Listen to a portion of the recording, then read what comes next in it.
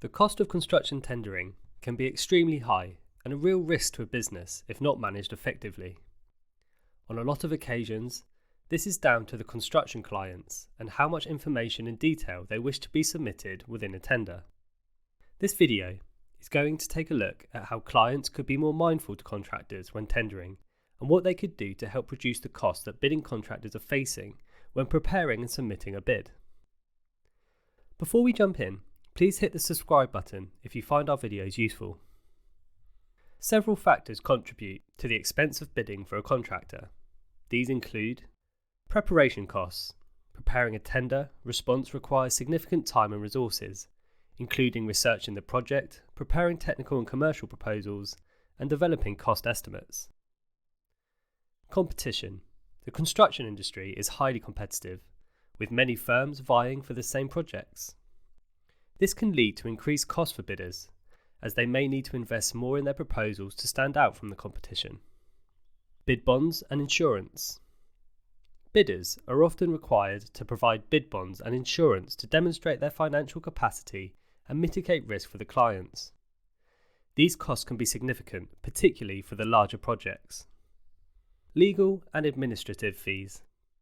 Bidders may need to hire lawyers, accountants, and other professionals to review and prepare their proposals, which can add to the overall cost of tendering.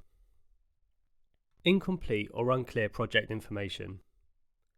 When project information is incomplete or unclear, bidders may need to invest additional time and resources to clarify requirements and develop accurate cost estimates. Coordination costs. Large construction projects often require the coordination of multiple subcontractors and suppliers, which can add to the overall cost of tendering. There are, however, a number of ways that construction clients can help to reduce the cost of tendering when putting out a tender. Firstly, it is important for clients to clearly define project requirements.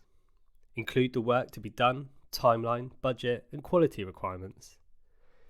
This helps to reduce the number of questions and clarification requests from bidders, which can save time and money for both the client and the bidder. Use pre-qualification processes. Clients can use pre-qualification processes to screen potential bidders and ensure that only the most qualified and suitable bidders are invited to tender. This can help to reduce the number of bids received, saving time and money for both parties. Provide accurate and detailed information, such as drawings and specifications. This can also help to ensure that bidders have a clear understanding of the project requirements. Allow sufficient time for bidding. Clients should allow sufficient time for bidders to prepare and submit their proposals, which can help to reduce the costs. Rushed or tight deadlines can lead to increased costs and pressures for bidders. Consider alternative procurement methods.